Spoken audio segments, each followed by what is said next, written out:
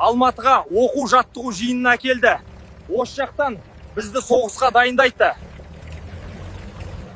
Тік тұр! Қатарды түзет! Сендер енді сарбазсыңдар! Жүгір! Тоқтама! Алға, алға! Нысанаға көзді! Дайындалатыңдар!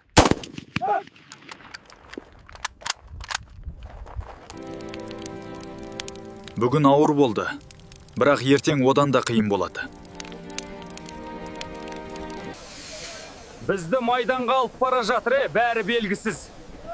Бірақ кері жол жоқ. Анашым, бізді қараңғы вагонмен алып бара жатыр. Терезе жоқ, қайда бара жатқанымызды білмейміз. Бірақ мен сіздерді ойлап отырмын. Майдан шебіне де келдік. Жараланған сарбаздарды көріп, қорқып қалдық. Бәрі шегініп жатыр. Алғашқы соққы өте ауыр тиді, жараланғандар тым көп. Кеше ғана ауылда едік. Бүгін соғыстың дәл ортасындамыз. Басты штабқа барайық. Әншілер келіпті. Ішінде Роза Бағланова да бар екен.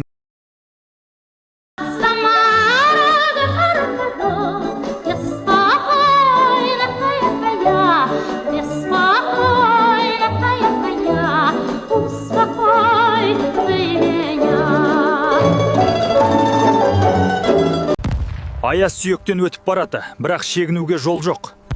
Алғашқы күндегідей қорқыныш жоқ, үйреніп те қалдық. Мұнда өте суық. Жарылыстар тоқтамай жатыр. Біз бар күшімізбен қорғанып жатырмыз.